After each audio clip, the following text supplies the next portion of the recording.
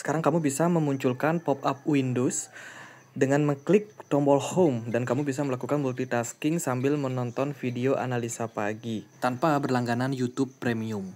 Hai semuanya, gimana kabar kalian? Semoga selalu dalam keadaan baik. Jadi welcome back again di Andega System Channel. Dan ini adalah segmen analisa pagi ya, segmen dimana kita akan mengulas untuk update news dan juga pergerakan dari market, khususnya market dari Bitcoin. Hari ini kita berada di tanggal 8 Maret 2025, hari Sabtu, teman-teman, kita masuk ke weekend lagi. Jadi secara volume perdagangan, hari Sabtu biasanya akan cukup volatil menjelang closing time frame daily-nya.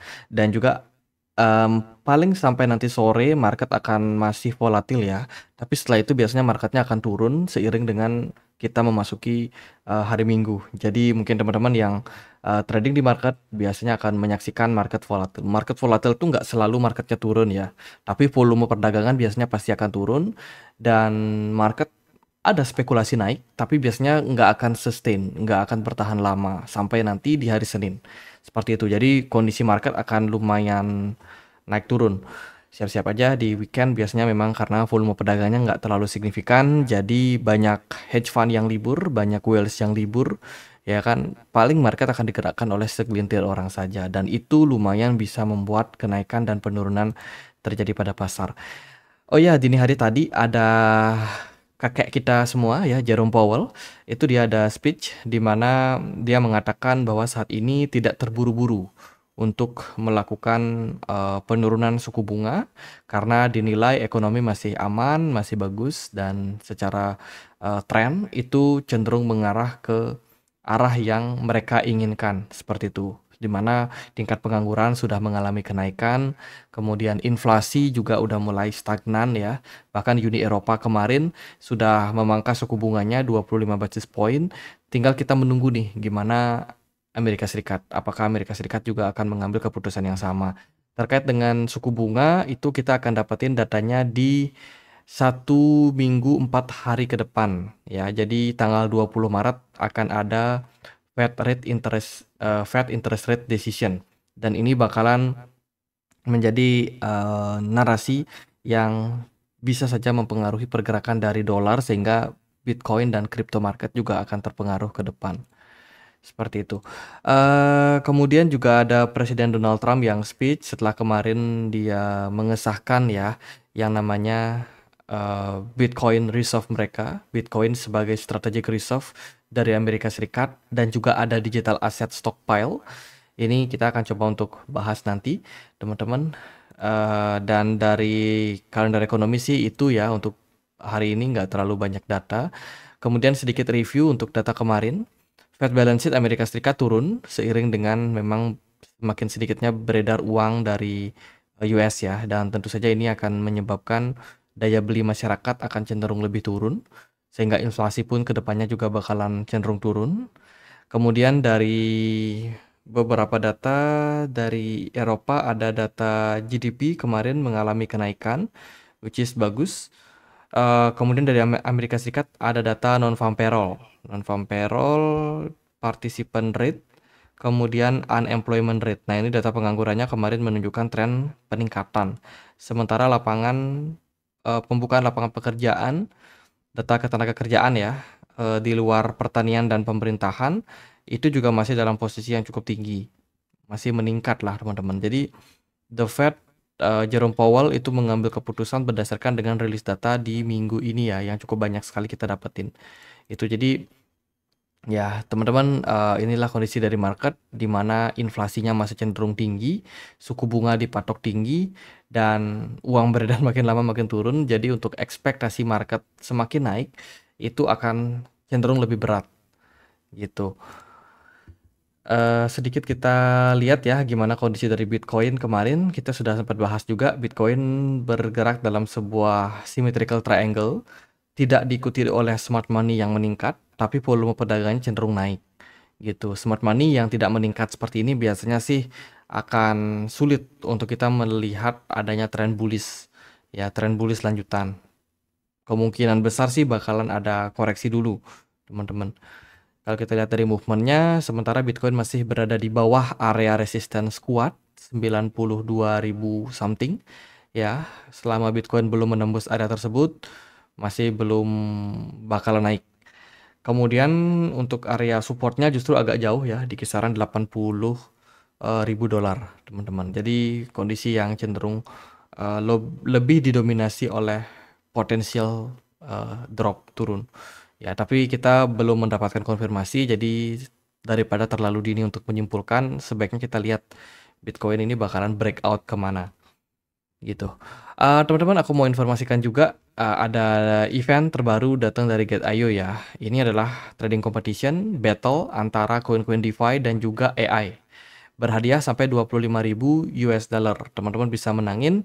Campaign ini berlaku dari 6 sampai 16 Maret, berlaku 10 hari. Ada beberapa koin yang bisa teman-teman perdagangkan di sini. Ya, ada koin DeFi, ada juga koin AI. Teman-teman bisa pilih menjadi tim A atau tim B. Ya, bisa pilih grup juga nanti teman-teman, tapi ini nggak terlalu berpengaruh sih. Kalian mau pilih tim A atau tim B nggak ada masalah, karena yang menjadi tolak ukur adalah seberapa besar volume trading kalian. Nah, kalau kalian sudah masuk ke top trader, kalian akan masuk di sini ya, di jajaran top leadernya, dan akan berpeluang mendapatkan hadiah teman-teman sesuai dengan peringkat berapa kalian. Gitu. Jadi perhitungannya itu berdasarkan buying volume dan juga selling volume. Itu. Jadi banyak-banyakan trading volume, istilahnya seperti itu. Gitu. Jadi buat teman-teman yang tertarik untuk join, bisa cek link yang ada di kolom deskripsi video ini. Oke, terkait dengan Donald Trump, keputusan dari Donald Trump terkait dengan Bitcoin Strategic Reserve yang sudah ditandatangani kemarin, ya. Jadi ada beberapa penjelasan yang mungkin teman-teman supaya tidak keliru. Jadi Bitcoin Strategic Reserve ini bisa didapetin dari beberapa cara. Yang pertama adalah dari penyelesaian kasus-kasus kriminal. Bitcoin sitaan itu akan otomatis masuk ke Bitcoin Strategic Reserve. Teman-teman, ini akan disimpan, di-keep, dan tidak akan dijual. Ya, jadi ini menarik, tidak akan dijual Bitcoin yang mereka sudah dapetin dari hasil sitaan. Kemudian dari Secretary Treasury itu juga punya otoritas kalau mereka punya budget untuk menambah kepemilikan Bitcoinnya. Jadi boleh nih Bitcoin dibeli, ya, diakumulasi sama seperti yang dilakukan oleh El Salvador dan juga Michael Saylor ya. Jadi boleh dibeli kalau selama tidak membebani keuangan, selama tidak membebani keuangan, dan juga operasional dari Amerika Serikat masih bisa tetap jalan. Ya, kalau ada kelebihan cost seperti itu, mereka akan bisa untuk melakukan pembelian. Gitu. Kemudian mereka juga membentuk yang namanya US Digital Asset Stockpile. Jadi ini dimaksudkan untuk menyimpan juga aset-aset di luar Bitcoin ya, aset-aset kripto, altcoin itu bisa disimpan juga oleh Amerika Serikat. Tapi harus di-note bahwa mereka tidak akan pernah mengakuisisi tambahan aset-aset digital ya, which is itu kripto altcoin. Mereka tidak akan pernah melakukan akumulasi altcoin, teman-teman. Jadi mereka hanya akan membeli Bitcoin. Dan untuk beberapa koin-koin yang sudah sempat dimention seperti XRP, Cardano, Solana, Ethereum itu tidak akan pernah dibeli oleh Amerika Serikat. Jadi ini harus di take note. Tapi mereka juga akan tetap untuk menyimpan aset-aset tersebut.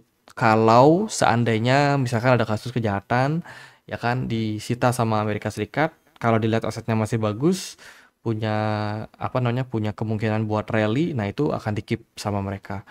Tapi mereka juga membuka kemungkinan untuk menjual aset-aset yang memang tidak bagus, tidak proper untuk disimpan secara jangka panjang.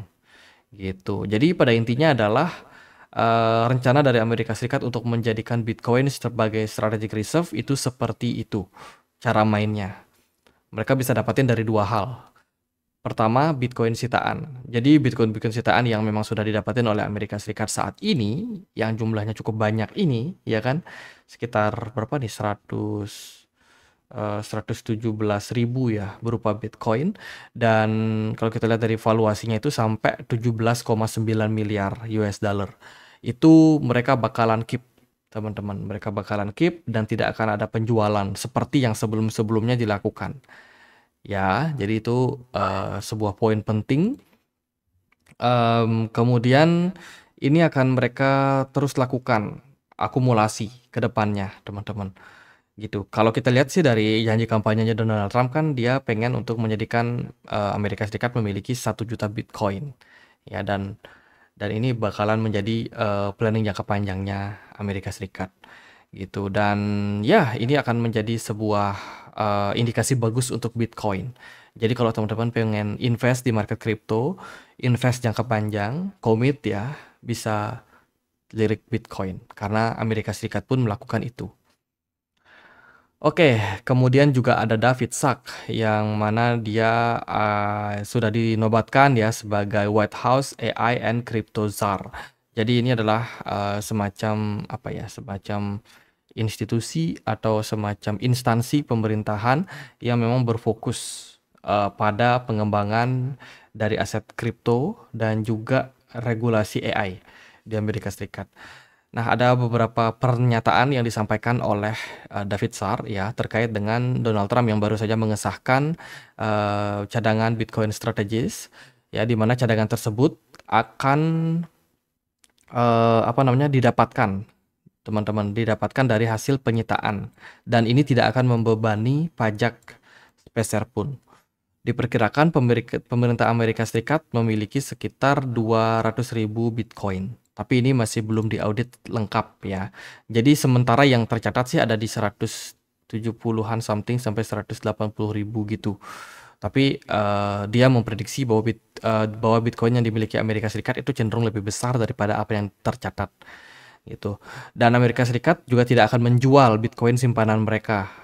Ya, penjualan Bitcoin ini terlalu dini sempat merugikan Amerika Serikat sampai sekitar 17 miliar US dollar. Ya, karena kemarin mereka jual murah ya. Gitu.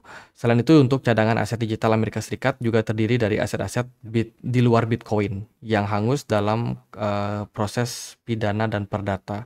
Pemerintah tidak akan memperoleh aset tambahan stockpile ini dengan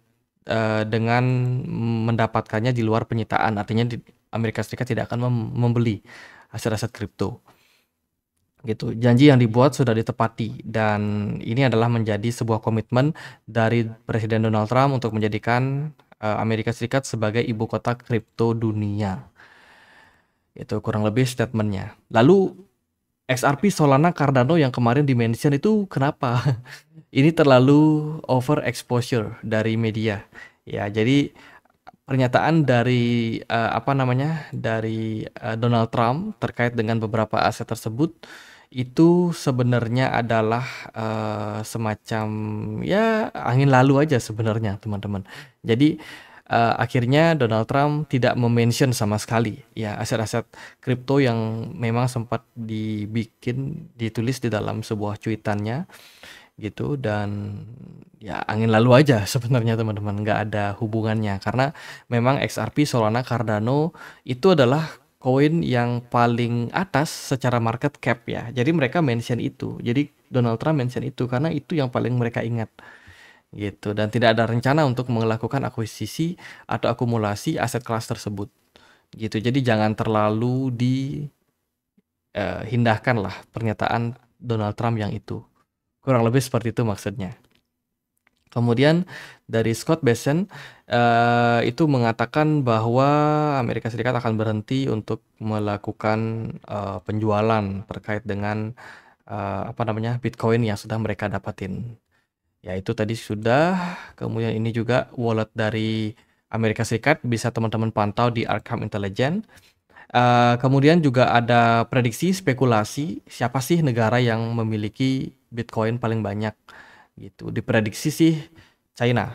China memiliki Bitcoin paling banyak teman-teman karena China juga mining ya. China mining Bitcoinnya dan meskipun mereka ban Bitcoin tapi di belakang layar mereka banyak mengakuisisi Bitcoin dan ini tidak bisa diaudit karena China sangat tertutup sama reserve mereka.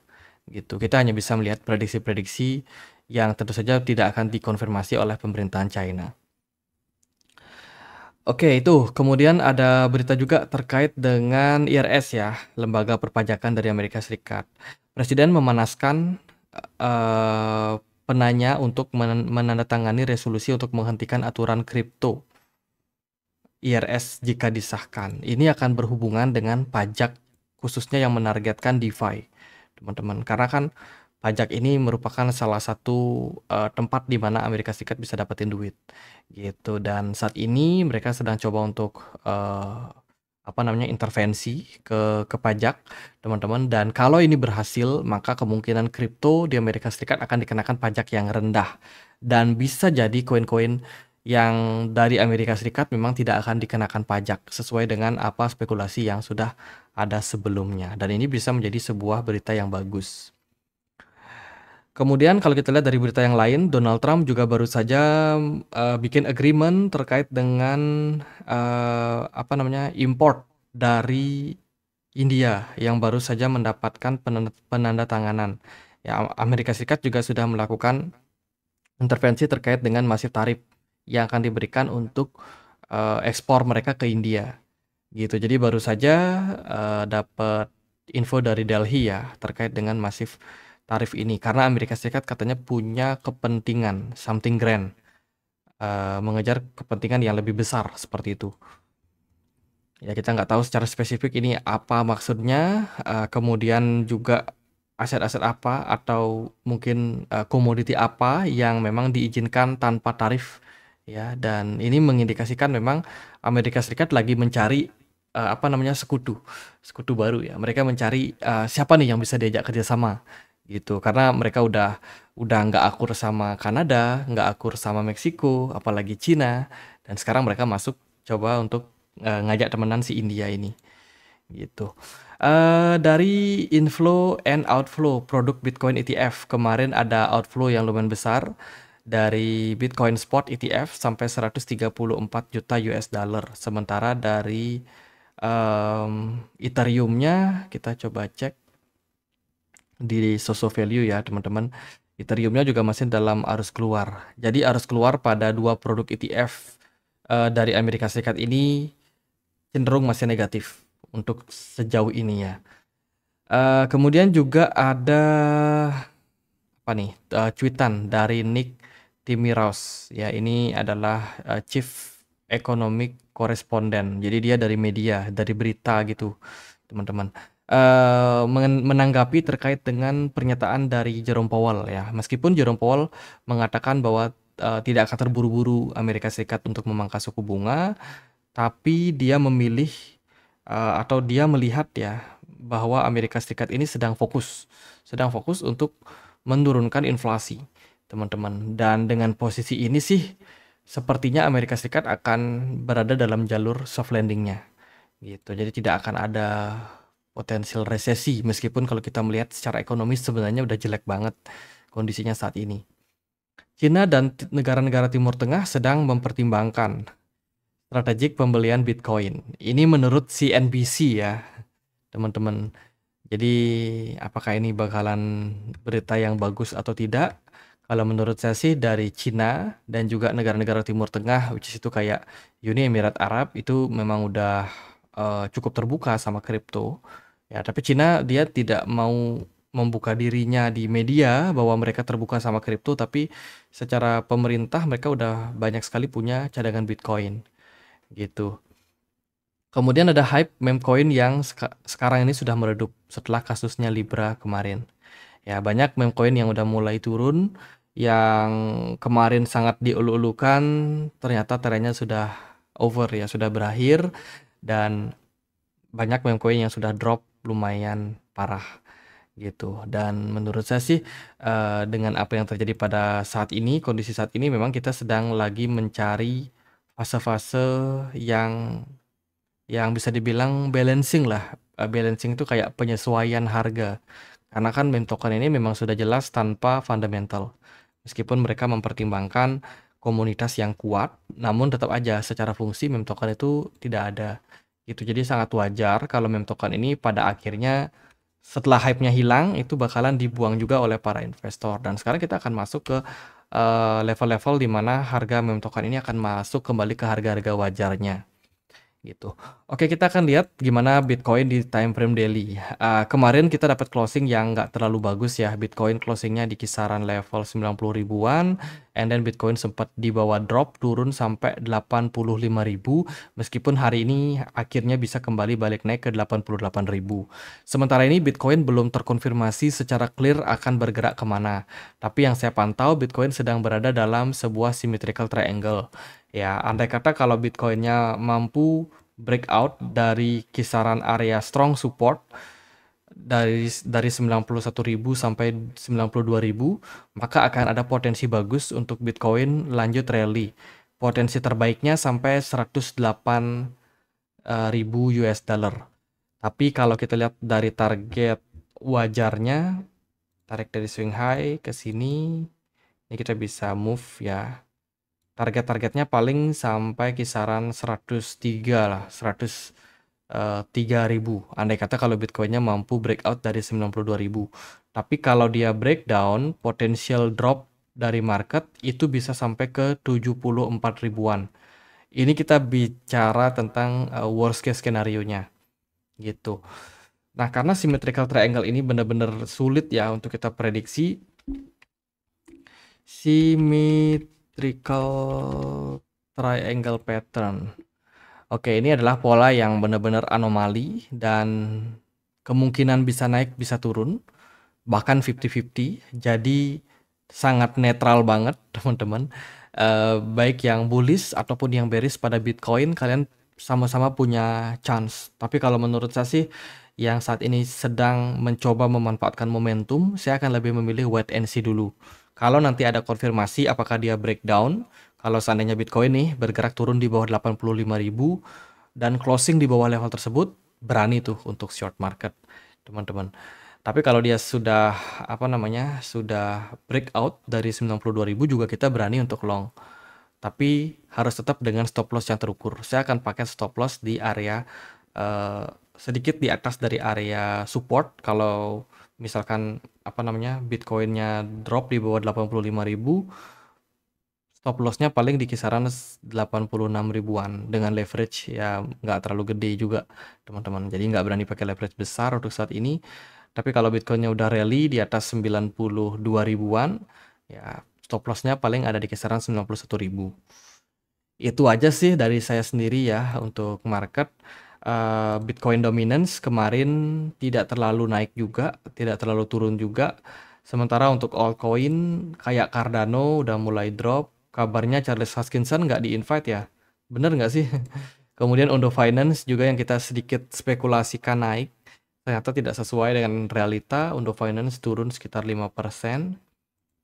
Virtual kemarin drop 4%. Koin yang naik itu hampir nggak ada ya. Solana agak sedikit naik. Tapi ini nggak terlalu signifikan juga sih. Itu sih teman-teman dari market ya. Semoga video kali ini bisa bermanfaat. Biar videonya nggak kelamaan. Kita punya komunitas juga diskusi di Telegram. Untuk teman-teman yang pengen join, bisa join teman-teman. Ada Daget juga atau dana kaget ya. Ini dibagikan oleh teman kita nih. Katanya dia mau bagi-bagi dana kaget. Yes, RC Network, teman-teman bisa ikutin kalau tertarik ya. Lihat di profile Telegramnya beliau, lagi bikin grup gitu sih buat nyari komunitas baru juga. Jadi bisa teman-teman ikutin, siapa tahu teman-teman dapat ya. Saya sendiri nggak tahu nominalnya karena ya saya cuma bantu untuk promosian aja. Orang ini baru dapat jackpot katanya dari airdrop Source of Value. Jadi teman-teman yang tertarik bisa join dulu di komunitas seputar investasi ya. Linknya ada di kolom deskripsi video ini. Gitu. Saya coba untuk seleksi sih orang-orang yang masuk. Orang-orang asing nggak jelas, saya biasanya nggak approve ya, Indonesia only. Itu jadi buat yang tertarik ya join, linknya di kolom deskripsi. Akhir kata saya Andre, makasih.